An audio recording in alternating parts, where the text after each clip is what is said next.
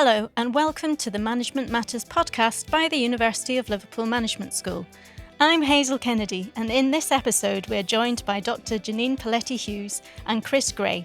Jannine is a senior lecturer in accounting and finance, and her research focuses on corporate governance and gender diversity on boards of directors.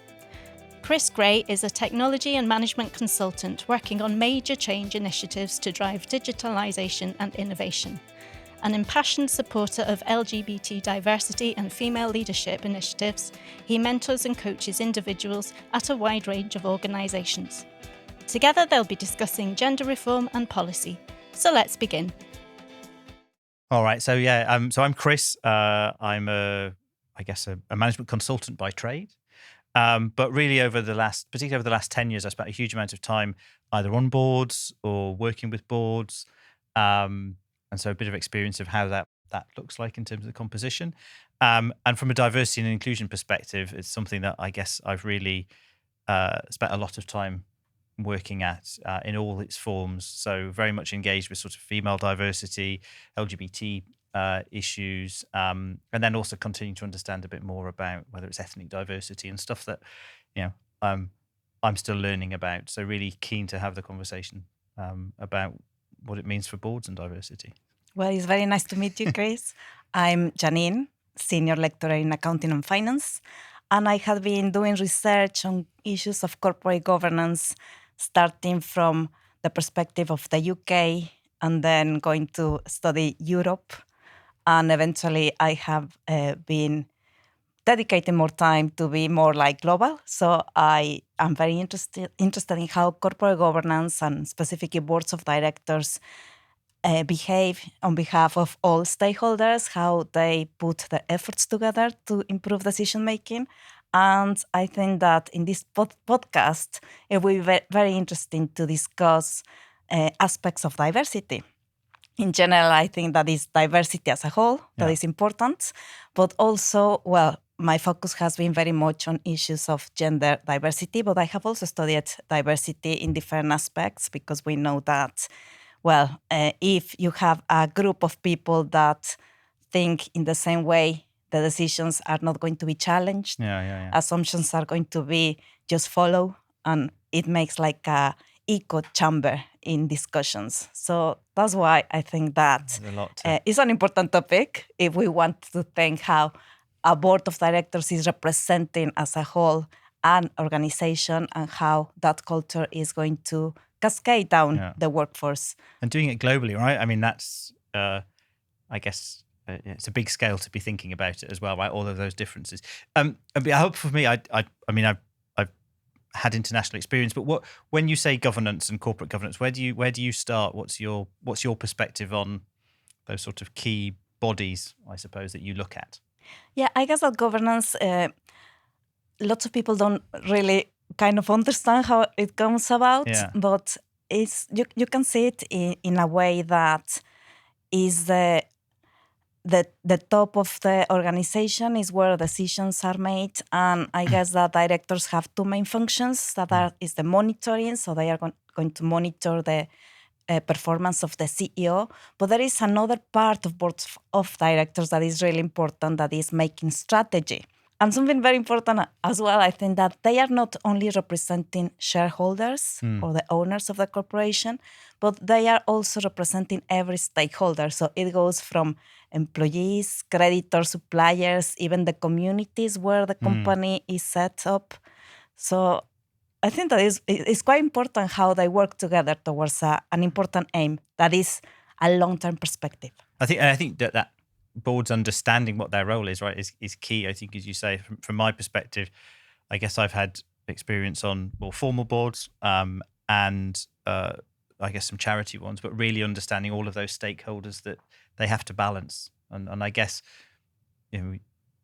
set the culture to a certain extent, right? I think, and that's the bit for me, which is if you are, if everybody looks the same or comes from the same background or is not diverse, well, actually, how can you represent all of those communities or all of your employees or all of the stakeholders that you're engaged with, even before you get to that diversity of thinking? Exactly. I think that proportional representation is very important. So you have all your customers of these corporations, and how can you make decisions that are going to favor even the profitability of the company, not to actually make this type of products sometimes that are going to satisfy, well, if we talk about diversity in gender, for example, where it's just men and women are customers, no? And the same for people of the different ages, different cultures. So I guess that in part, the culture of the board is a mirror of the culture of the country where the board is set. So if the company is in the UK, probably the way that this group of people are going to behave is a bit different than in a board of directors that is in another country, for example, Mexico. Yeah. You were chatting earlier beforehand about I've lived in Mexico and I guess we both got that perspective. There's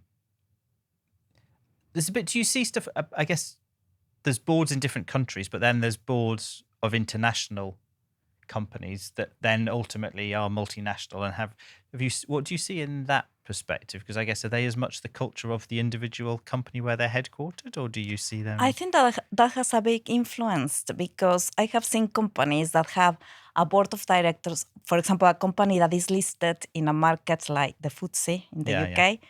I have seen boards that are really diverse and really well composed, each of the members reflect something new, so that you have diversity not only in gender, but in experiences, expertises, professions, education, so everything.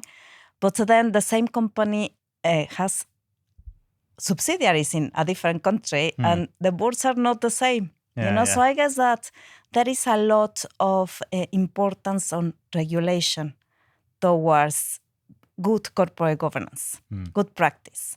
And you might wonder, well, how is that this regulation is value? And we have examples of different countries that have done regulation that is legally binding. But there is also regulation that is voluntary, like, for example, in codes of corporate governance, there is a set of practices that are recommendations. So companies can actually comply with those recommendations, but if they are not complying, they can explain why they are not complying. And do you see, because I guess France, Norway have more of the regulation that people have to stick to, I think, from my understanding, whereas I guess... Yeah, I guess that if we focus now in the topic of gender diversity. Gender diversity, so gender diversity. And Norway and France, for example, they set gender quotas for boards of directors of publicly listed companies, like many years ago already. This has been going on for a couple of decades already. And, well, 40% is the quotas that they have set. But there are so many other countries that they don't have a specific quota. For example, in the UK, in 2012, it was the first time that the Code of Corporate Governance, that is a voluntary, comply or explain regulation, put in one of the recommendations that boards should be diverse, including gender. And that was the only change at the time. Now things are more elaborated. But at the time, that was the only change. And I remember that after 2 years, we really saw a change in how boards were behaving. Whereas in other countries, like in Mexico, it was totally different. They did exactly the same type of guidance. They say, again, in one line, that boards should be diverse in gender. And after 2 years, there was no big change. Which I suppose it comes back down, unless I guess it's carrot and stick and what have you. And it's hard. That said, I know some of the conversations I've had with boards and with board members is around the pipeline and how you identify people to bring onto the boards. Often you want people who've had executive experience in a particular role. And I'm not excusing that, but I can imagine in some of those other countries, if I go back to Mexico or other parts of the world, whether you've got the pipeline of people who've had that executive experience beforehand that can then join the boards. So how many female CFOs have you had that can then join the board, if that's what you're looking at? Now, I'm not saying it's an excuse, but I guess they may be using it as an excuse. Now that you say that it's an excuse, I think that sometimes you can say that as an excuse, because there should be a starting point for everything. But you need to encourage it, right? You need to build that pipeline of and how do you think that can be encouraged? I mean, if companies have the freedom to actually follow the recommendation, Yeah. how will you think that you can encourage companies to actually achieve that level of diversity? I mean, some of it for me comes back down to, I think, what you said, which is how do you compose the board in the first place?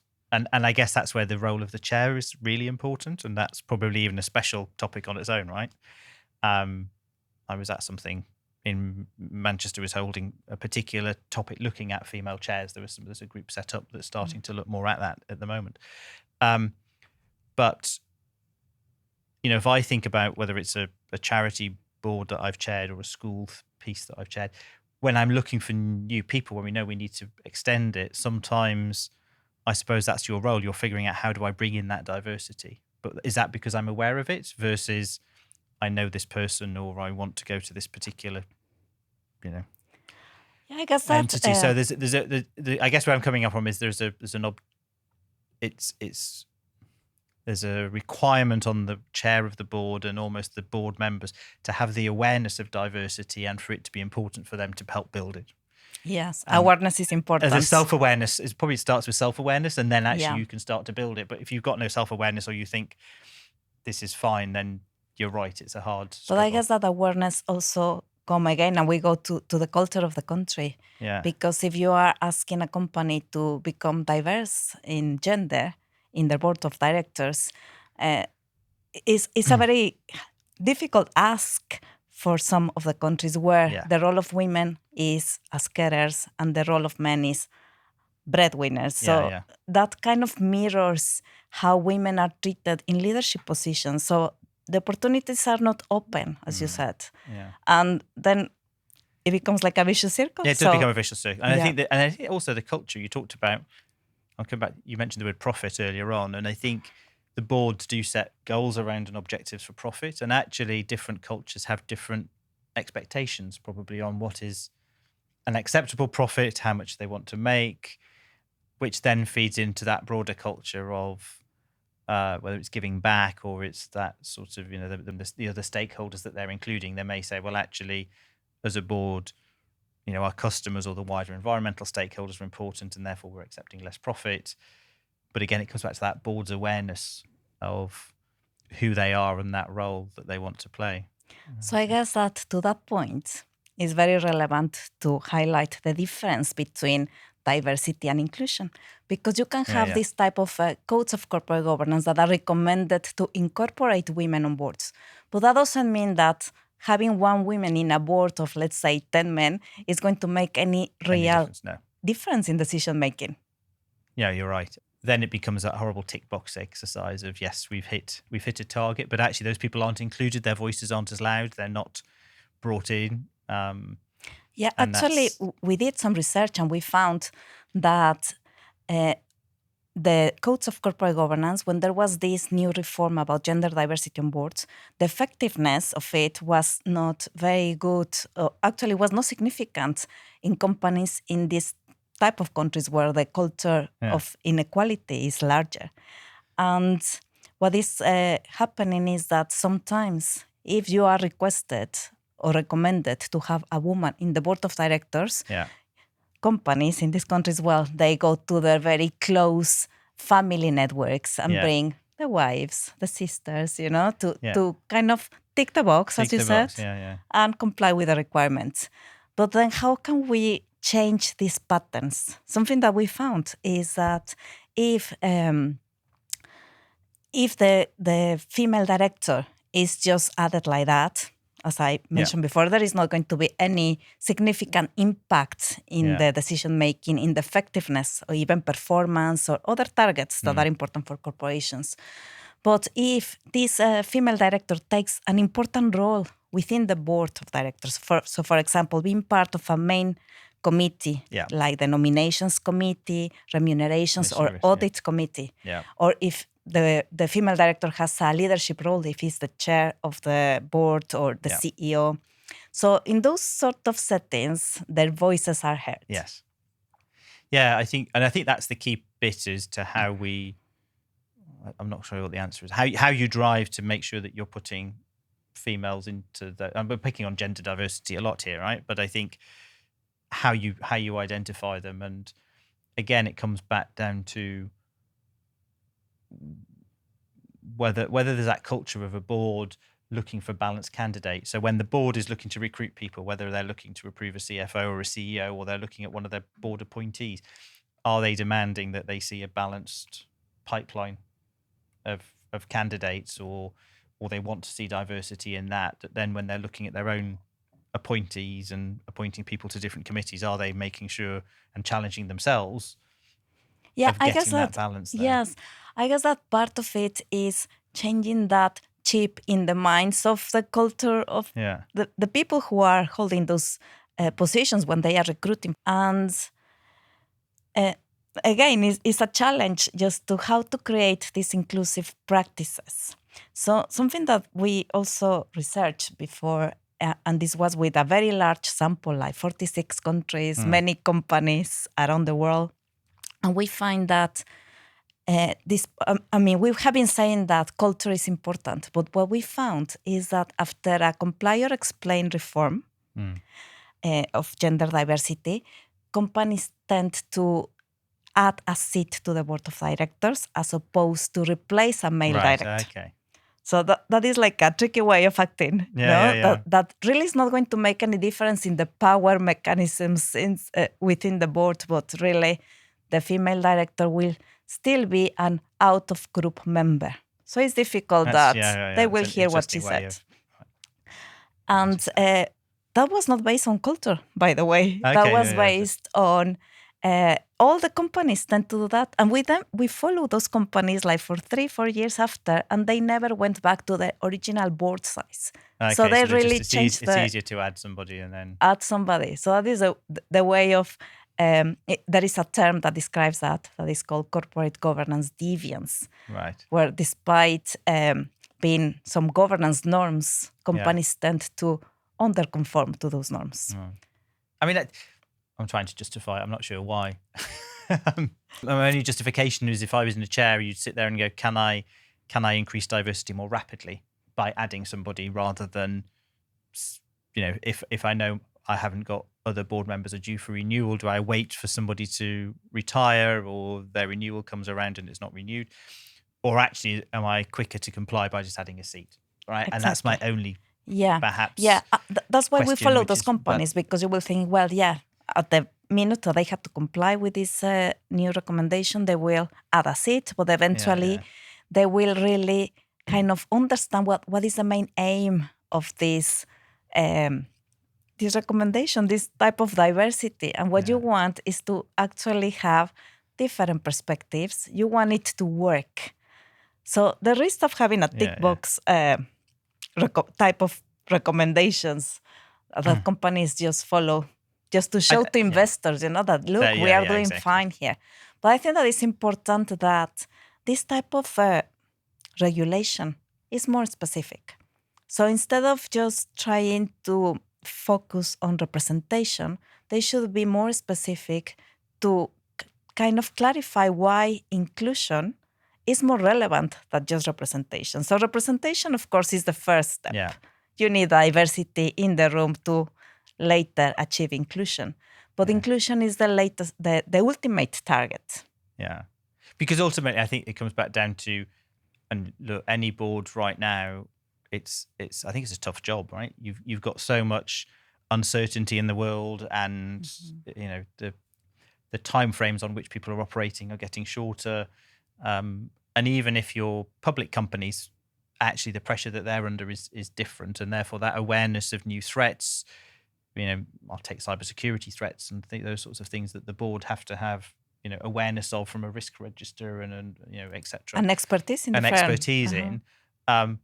But all of this says I've got to adapt to new ways of thinking. I've got to have that diversity and different perspectives all the time. So I think there is a broader demand, I think, on boards to not become an echo chamber. Yeah. I think that it's important to understand that diversity has to be strategic.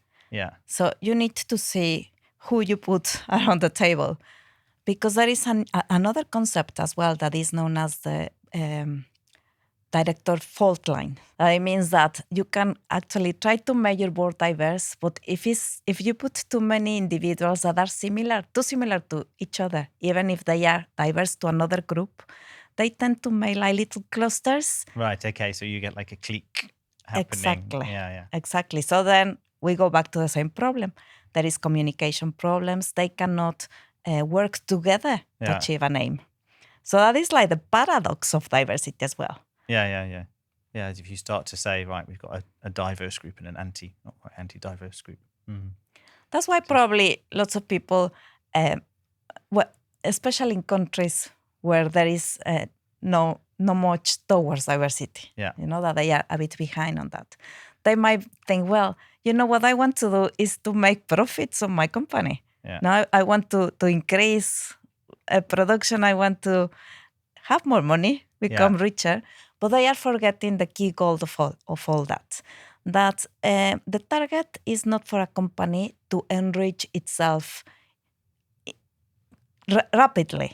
But the target is to make a sustainable company that will be there for the long term. So not having that risk that the company will go financially insolvent. But also there are lots of companies and organizations that, as you mentioned, you had been a director in a charity. So the goal for them is not about profits. No. But sustainability and survival, absolutely, right? That long-term survival. And I guess there's a question even around that objectivity of the board or the demands of it.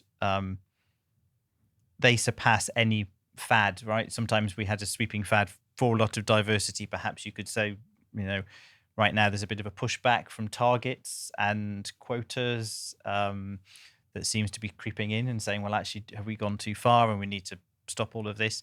But at the end of the day, it's are you leaving yourself blind to, something that's going to be a big risk to you as a business? And it comes back to me around having that diversity of, to be fair, the first point for me is diversity of thinking. Have I got people who are bringing me different perspectives, see the market in different ways, see my stakeholders in different ways, offer new perspectives, have different histories? I think that to me is the starting point. What whether it's male, female, LGBTQ or not, different ethnicities.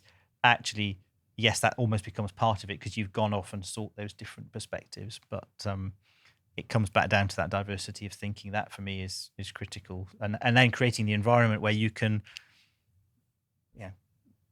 psychologically safe environment where people can challenge each other and have that disagreement as a team, as a board team, not and thrash that out and then come away with a unified view. I think it's what you said, that the chair's role is really important.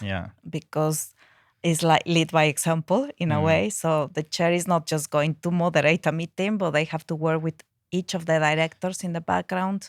And from your experience, how do you think that the chair can try to achieve a more inclusive atmosphere in the board of directors? I think when I've seen it done well, I think the chairs actually, they take that real proactive role of engaging one-to-one with directors to make sure they're understanding their perspectives. They may be talking about where they can, helping guide them to where they want to be placed, if it's on a committee or it's on a working group or looking at a particular aspect. I guess they know their board members well, right? I think that they do. I have sat in some boards of directors as well, of charities and a couple of private companies. And I mean, from my experience, I find that sometimes there are individuals that are very dominant of the conversation. So it's the role of the chair to really give a right time to each of the members to contribute to the discussion. And that is quite difficult because there are people who are have very strong characters. And that's part of it, right? The diversity characteristic that's missing is probably shyness, from a board member, right? You don't have many people who are shy introverts because they want to express an opinion, they want to drive change. They don't just want to sit there necessarily. Exactly, but they might be very clever. And they might have lots of things that are very important, like thinking outside the box.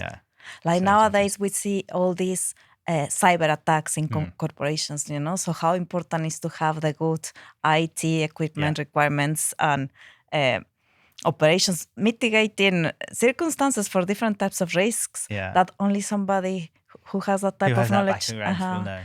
Could bring to the table. And sometimes, the chair has to be inclusive in how he or she manages the discussion around the table. Yeah. No, I think the chair role is really, really important. And now you've probably got a lot less, certainly in the UK, I think you've got a lot less diversity. People have started with the boards, but I think we've still got more to do to get I think that we still have more to do. Yeah. But I see that the UK has done well so far. Yeah. I think things are really moving forward. They are improving. It's I think the bit for me the bit that I would say is incumbent on anybody who's a director or in the boards right now, and probably the change that I'm looking at is whether it's sponsorship or mentorship. So actually you may have found yourself a place on a board, which is great, but who is in your gang that you're bringing in or encouraging to be the next generation, if you like.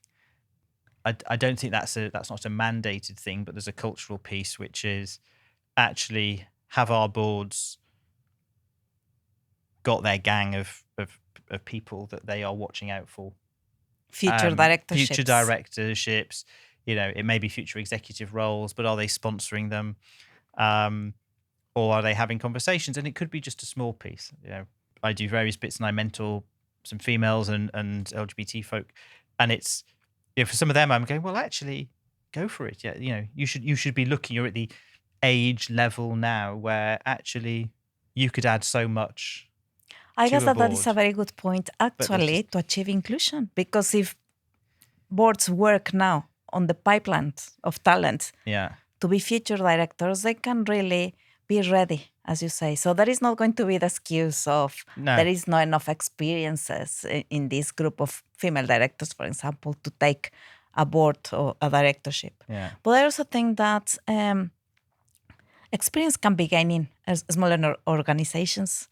So you don't have to go to the listed company to gain that experience. So also being part of committees, being part of a smaller charity organizations gives great experience. Yeah, no, I think that for me is the bit about how boards become more aware that they have a role to play, not only for the company but for the future. And actually, are they watching out? Who are they sponsoring? So when a role comes up or somebody talks to them, or they may even see a job advert that comes for them if they've got multiple board memberships, that they can go, this one, why don't you go for it and help? So from your perspective, what will be the one thing that you will do to improve not just representation but inclusion on boards of directors? On the boards I am on, I think the point is making sure that constantly challenging for the organisation for making sure that they've got, their whether it's promotion, whether it's positioning, whether it's roles, what are we doing in terms of diverse candidates, challenging them to look outside, not just inside as well. So are we looking for diverse thinking that's new to the organisation? I think the commitment I've got is identifying, some, I'll say my gang, right? Who can I help position? Who brings diverse thinking and new different forms of diversity to boards, so that when I'm having conversations or when I spot stuff, I can perhaps champion them, perhaps coach them, mentor them to go through that process. I guess that for me, it will be to really communicate more, which are the benefits. And the benefits are not just economic, but in general for all stakeholders. Yeah. So for a sustainable corporation.